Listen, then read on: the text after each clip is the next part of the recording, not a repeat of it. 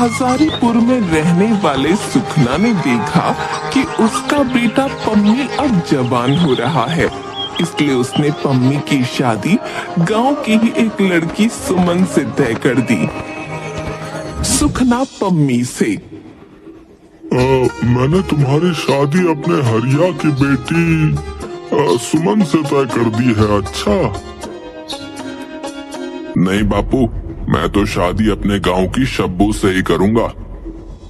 पम्मी ने शब्बू को पहली बार देखा था और तब से ही उसने अपनी सुध बुध गंवा दी थी।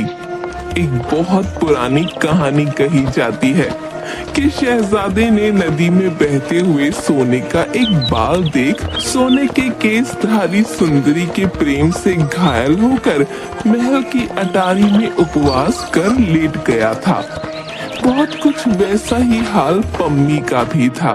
पम्मी की माँ पम्मी से, तू कुछ कहता नहीं तो क्या हम कुछ समझते नहीं हैं? हम तेरे माँ बाप हैं, सब समझते हैं। चेहरे का रंग उड़ा हुआ है, कुछ खोया खोया सा रहने लगा है। तू चिंता मत कर, हमने तेरा ब्याह तय कर दिया है। अब जल्दी ही तेरा ब्याह हो जाएगा। लड़की बड़ी सुंदर है। आसपास के 4 गांव में एक ही लड़की है जो पानी के भरे हुए 3 मटके एक साथ सर पर उठाकर 2 मील चली जाती है। घर का सारा काम संभालती है। यहाँ आ जाएगी तो मुझे भी थोड़ा चैन मिलेगा। आखिर मैं भी तो बूढ़ी हो चली हूँ। पम्मी ने कोई जवाब नहीं दिया और चुपचाप पड़ा रहा।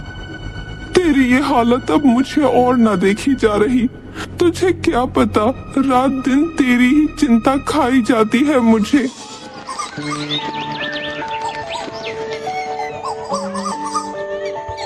एक रोज आंखों में आंसू भरे हुए वो पम्मी के पास जाती है। बेटा पम्मी, तेरा ये हाल अब मुझसे और नहीं देखा जा रहा। तुझे मेरी कसम है, सच सच बता क्या बात है? तू हर समय ऐसा खोया खोया क्यों रहता है? तेरी माँ हूँ मैं, मुझे तो तू बता सकता है ना अपने दिल की बात। माँ को रोता देख पम्मी पिघल गया। अम्मा, मैं शादी करूंगा तो शब्बू से ही करूंगा, नहीं तो किसी से नहीं करूंगा। दैया रे दैया, हाय मोरी मैया। बेटा तू जानता है तू क्या कह रहा है? हाँ अम्मा, मुझे पता है कि मैं क्या कह रहा हूँ। अम्मा, मैं शादी करूंगा तो शब्बू से ही करूंगा, नहीं तो किसी से नहीं करूंगा। अपनी पसंद से शादी करना कितनी बेशर्मी की बात है। कितनी बेइज्जती होगी समाज में हमारी, तू जानता है? माँ ने पम्मी को बहुत समझाया, लेकिन उसने फिर वही चुप्पी साध ली।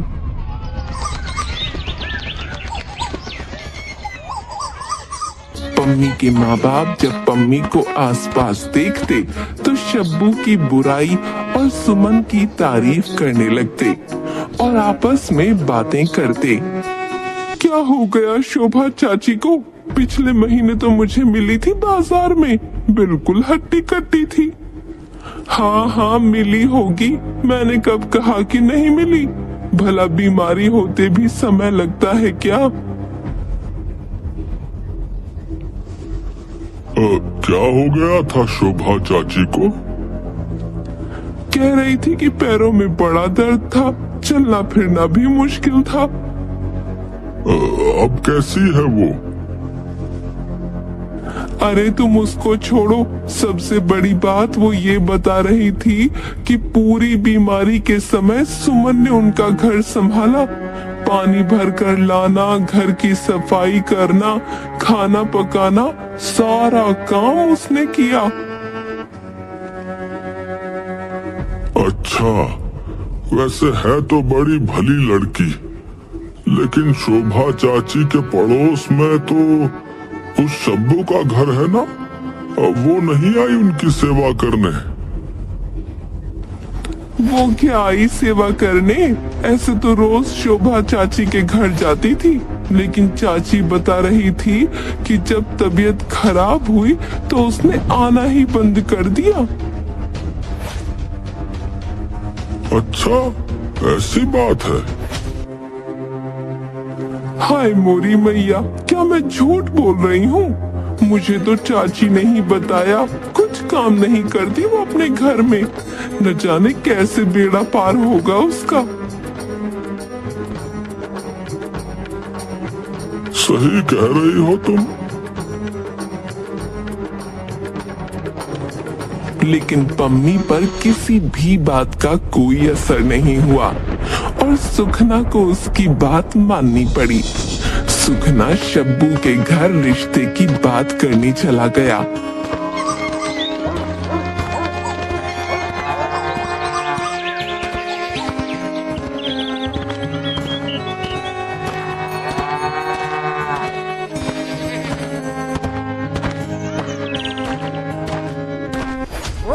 Det skulle bara kunna vara. Ja, det som inte du vet att det är det man kan inte göra sådär. Ja, man kan inte bara. Ja, man vet inte vilket som är med i livet. Kan man lägga sig inte det? सुखना घर वापस लौटकर आया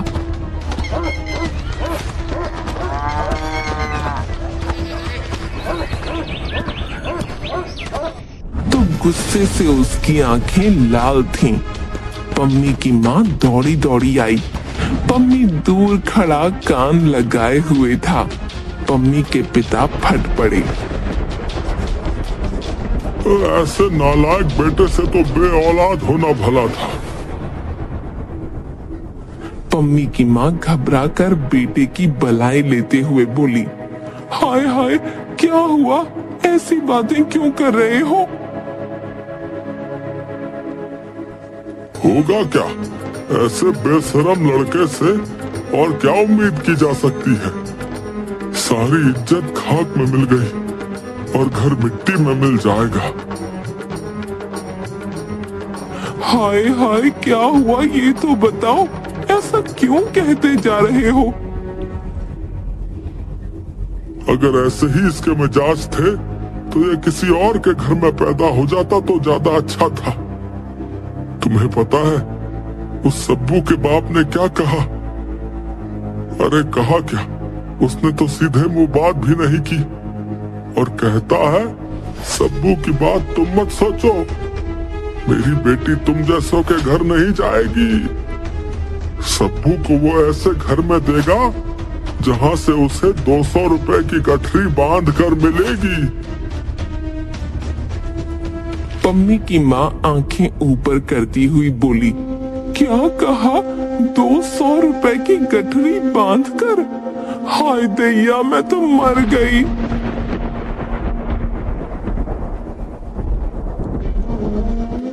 तू भी बूढ़ी हो गई। तू ही बता, तूने कभी ऐसा तूफान सुना है? 200 रुपए की गठरी कोई चीज होती है या नहीं होती है? और कौन सा ऐसा बाप होगा जो अपनी बेटी का ब्याह करने के लिए पैसा मांगेगा? अच्छा खासा सुमन से इसके रिश्ते की बात की थी, लेकिन तेरे इस नवाब को तो उस सब्बू से विवाह करना है। क्या कमी है उस लड़की में है? रंग जरा मैला हुआ तो क्या हुआ, औरत तो औरत ही होती है। तुझे उसके रंग का क्या करना है? लेकिन नहीं, इसे तो कुछ समझ में नहीं आता। अभी 6 महीने भी नहीं हुए मैंने इसके लिए अपनी गाय बेचकर फटफटिया खरीदी थी। सारी उम्र मेहनत करके भी नहीं कमा पाएगा 200 रुपए, लेकिन शान देखो इसकी है। और तू बता, तू इतनी बुढ़ी हो चुकी है? कभी एक औरत की कीमत 200 रुपए सुनी है तूने? 200 रुपए में तो फिरंगी खरीदी जाती है। पम्मी ने ये सब सुना और अपनी आंखें सीने में दबाकर करवट बदल ली, लेकिन उसकी हालत वैसी की वैसी ही रही। इकलौते बेटे का यूं दिन रात पड़े रहना माँ बाप से देखा ना गया।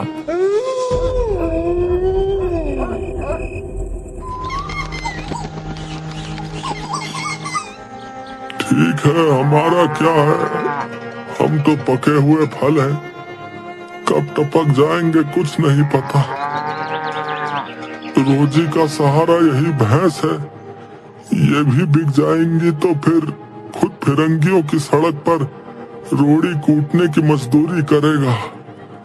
हम उसका भाग्य नहीं बदल सकते। लोग यही कहेंगे कि सुखना का बेटा मजदूरी करने लगा। अब उसकी किस्मत में यही है तो मैं क्या कर सकता हूँ। गाय भैंस बेचकर सुखना ने शब्बू के पिता को 200 रुपए देकर शब्बू और पम्मी की शादी करवा दी। शब्बू को इस बात का बड़ा घमंड था कि उसे 200 रुपए चुका कर लाया गया है। शब्बू के नखरे बहुत थे, सारा दिन सिर्फ बनने संवरने में ही निकाल देती। पानी भरने जाती तो आधा ही घड़ा लेकर लौटती, वो भी बल खाती कमर से। पड़ोस की निरा, ऐसा नखरा ठीक नहीं है, किसी रोज ऐसी मार पड़ेगी कि कमर सदा को लचक जाएगी। शब्बू बड़ी बड़ी आंखें मटकाकर और हाथ का अंगूठा दिखाकर बोलती, मेरे माँ बाप ने मुझे मार खाने को नहीं भेजा, कोई मुझे हाथ तो लगाए। तेरा क्या है, तेरे मर्द ने तुझे मुफ्त में लिया है, लंगड़ी लूली हो जाएगी तो एक और सही। दूसरी तरफ पम्मी की माँ को शब्बू के रंग ढंग बिल्कुल भी पसंद नहीं आ रहे थे। पम्मी की माँ पड़ोसन से कहती, देखो तो 200 रुपए देकर ब्याह किया है, पर मुझे क्या आराम मिला, इसे तो अपने नखरे से ही छुट्टी नहीं मिलती।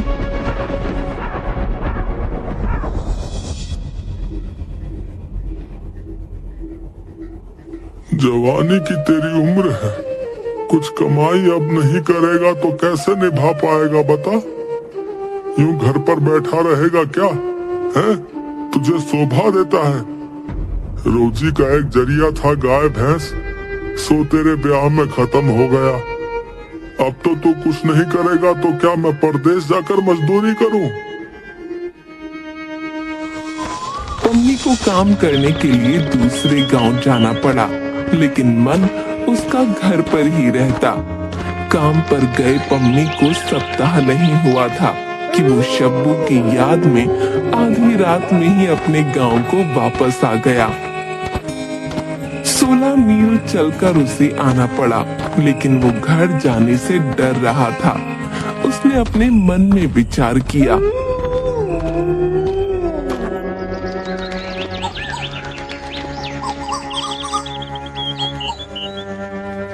अगर घर पर गया तो बापू खातिरदारी अच्छे से करेंगे और पड़ोसियों की जबान ज्यादा कड़वी है।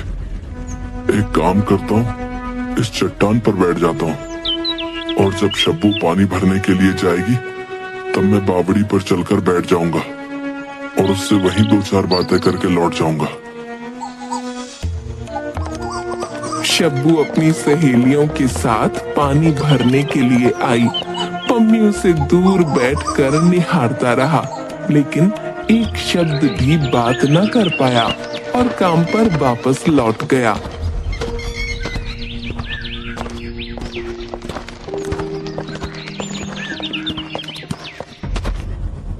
मैं यहाँ परदेश में अकेला मर रहा हूँ और वो महारानी मौज कर रही है, उसे तो मेरा जरा भी गम नहीं।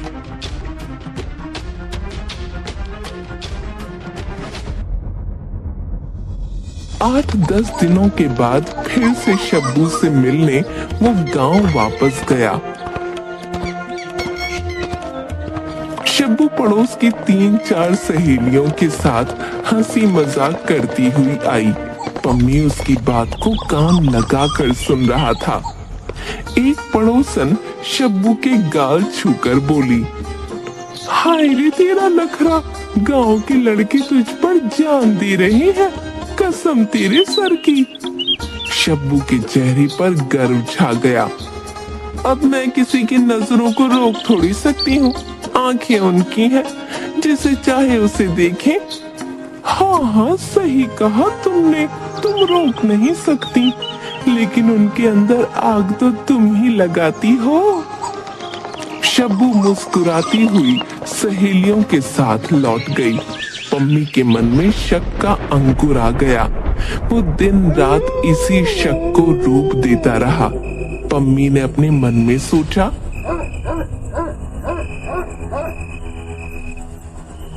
अगर दाल में कुछ काला नहीं होता तो पड़ोसन ऐसी चर्चा ही क्यों करती? और शब्बू भी तो चटक मटक किसके लिए दिखती है? देखो, उसे मेरा जरा भी गम नहीं और मैं मरा जा रहा हूं, लेकिन उससे तो कुछ फर्क ही नहीं पड़ता।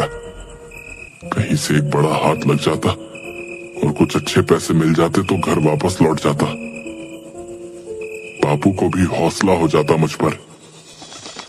ऊपर वाले ने पम्मी की बात सुन ली। 150 रुपए कमाई करवा कर घर लौट आया। पम्मी ने शब्बू से पूछा, क्यों? जब मैं यहाँ नहीं था तो तुमने तो खूब मजे किए। शब्बू ने चमक कर पूछा, कैसे मजे? किसके साथ मजे उड़ाती थी? क्यों, गांव में क्या कम आदमी है? खूब सज धज कर पानी लेने जाना होता था तुम्हारा, मुझे सब पता है। मैंने कभी किसी की तरफ आंख उठाकर देखा हो तो मैं मर जाऊं, नहीं तो मुझ पर झूठा इल्जाम लगाने वाला मर जाए। तू बन ठन कर अपना हुस्न दिखाने नहीं जाती थी क्या गांव के लोगों को? मैं क्यों जाऊंगी दिखाने किसी को? कोई मुझे घूरे तो इसमें मेरा क्या कसूर है? तो तू यूं बन ठन कर किसे दिखाने के लिए निकलती थी? मैं क्या करती? क्या मुंह काला कर लूं? मैं जैसी हूँ वैसी हूँ, और तुमने भी तो मेरे रूप रंग को देखकर ही शादी की थी। क्या मुझ में और गांव वालों में फर्क नहीं है क्या है? मुझे नहीं पता, तुम जानो और तुम्हारा काम जाने। मेरे पास तुम्हारी फालतू बात के लिए समय नहीं है। किसी मुसाफिर को गांव से गुजरते देखकर भी उसे शक होता कि ये शब्बू के रूप की ख्याति सुनकर ही बहाने से इधर आया है। सारा गांव उसे शब्बू के पीछे पागल दिखाई देने लगा। एक रात पम्मी ने शब्बू से पूछा, आज तू बाहर से लौट रही थी, तब राह में मुस्कुरा क्यों रही थी? मैं कहाँ मुस्कुरा रही थी? और वो सब आदमी खड़े हुए क्यों देख रहे थे तुझे? मैं क्या जानूं, तुम उनसे ही जाकर पूछ लो। तुम बहुत घमंडी हो, हैं? तुम्हें हुस्न का बहुत घमंड है। एक दिन तुम्हारी नाक काट दूंगा, सारा रूप धरा का धरा रह जाएगा। 200 रुपए की नाक है, सोच समझ कर करना कुछ। इतना कहकर वो सो गई, लेकिन पम्मी की आंखों में नींद कहाँ? शब्बू तो गहरी नींद में मस्त थी। पम्मी ने सोचा, देखो तो, इसके घमंड में मैं बेचैन पड़ा हूँ और ये मजे से सो रही है। ये सब हुस्न का घमंड है। इसी हुस्न के पीछे गांव के बदमाश पागल हैं। मेरी क्या कोई इज्जत नहीं रह गई? इस घर में अगर ये हुस्न ना होता तो क्या मेरी इज्जत मिट्टी में मिल जाती? ऐसे हुस्न का क्या फायदा? अगर इज्जत नहीं तो कुछ नहीं। और ये हुस्न तो सब लोग देखते हैं, मेरा इस पर क्या हक? जब तक ये हुस्न रहेगा तब तक मुझे इज्जत और चैन नहीं मिल सकता। रात के सन्नाटे में उठते बुरे विचार ने पम्मी को पागल कर दिया। आंखें खोलकर शब्बू के रूप के कारण होने वाले सब अनर्थ पर विचार कर लिया। पम्मी ने एक धार वाला चाकू उठाया और अंधेरे में ही टटोल कर शब्बू की नाक को एक झटके से काटकर फेंक दिया। मर गई, मर गई! चिल्लाने की आवाज सुनकर पम्मी के माँ बापू और पड़ोसी दौड़कर आए। कोई पानी लेकर देता, कोई कपड़ा लाकर देता, कोई इलाज बताने लगा। पड़ोस की काकी ने चिल्लाकर कहा, जल्दी से कोई बकरी का गरम गरम ताजा मांस इसकी नाक पर रखो, नहीं तो लड़की मर जाएगी। इस वक्त बकरी का मांस कहाँ से लाई? तुम जानो। मैंने तो इसकी नाक इसलिए काटी थी कि ये सिर्फ मेरी होकर रहेगी, दूसरों की आंख उस पर नहीं पड़े। लेकिन अगर शब्बू को कुछ हो गया तो मैं कैसे जीऊंगा? नहीं नहीं, मैं इसे मरने नहीं दे सकता। बकरी का मांस कहाँ से मिलेगा? उसने बिना कुछ सोचे वही चाकू उठाया और अपने पैर से मांस का टुकड़ा काटकर शब्बू की नाक पर रख दिया। पम्मी के माँ बाप बिल्कुल पागल हो गए। ये क्या किया तुमने? तुम पागल हो गए हो। बस किसी भी तरह मेरी शब्बू को बचा लो, मुझे और कुछ नहीं चाहिए, सिर्फ उसे बचा लो कोई। हालत देखकर पम्मी बोला, मुझसे शब्बू की ये हालत देखी नहीं जाती। मैं इसे इलाज के लिए फिरंगी डॉक्टर वाले अस्पताल में ले जाऊंगा।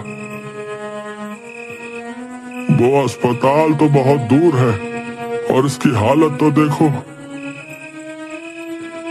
मैं इसे अपनी पीठ पर बांधकर फटफटिया से अस्पताल ले जाऊंगा। लेकिन तू फटफटिया चलाएगा कैसे? तेरे पैर की हालत क्या है? मेरे पैर की तकलीफ शब्बू की तकलीफ के आगे कुछ भी नहीं है। मैं किसी भी तरह से ले जाऊंगा। पम्मी ने किसी की बात ना सुनी और शब्बू को अपनी पीठ पर कपड़े से बांधकर अस्पताल पहुंच गया। 20 रोज शब्बू का इलाज चलता रहा और उसका जख्म धीरे धीरे भर गया और उसकी तबीयत थोड़ी ठीक हो गई। नाक ना रहने की वजह से शब्बू की आवाज बिल्कुल बदल गई थी और अजीब सी आवाज में शब्बू ने पम्मी से कहा, अस्पताल की मेम ने कहा है कि विलायत से रबड़ की नाक मंगवाई जा सकती है।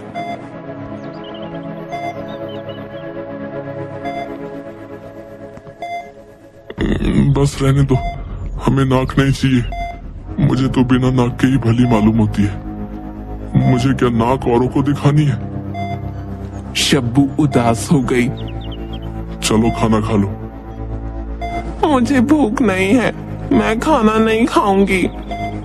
पम्मी के लिए बड़ी भयंकर समस्या आ पड़ी। उसने सोचा, बुरा हो इस अंग्रेजी मैम का।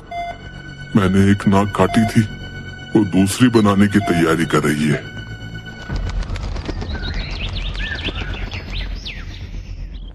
दो दिन शब्बू ने खाना नहीं खाया तो पम्मी परेशान होने लगा, लेकिन शब्बू तो टस से मस न हुई। ठीक है, अगर तुम्हारी यही जिद है तो मैं तुम्हारे लिए रबर की नाक मंगवा दूंगा, लेकिन मेरी एक शर्त है। कैसी शर्त? नाक किसी शर्त पर आएगी कि जब कोई गैर मर्द तुम्हें देखेगा तो तुम तुरंत रबर की नाक उतार कर अलग कर दोगी। मरता क्या न करता। शब्बू के पास पम्मी की शर्त मानने के सिवा दूसरा कोई उपाय नहीं था। उसने पम्मी की शर्त मान ली और पम्मी ने रबड़ की नाक के लिए डॉक्टर साहब के यहाँ 40 रुपए जमा कर दिए। जल्द ही शब्बू को दूसरी नाक उसके चेहरे पर मिल गई।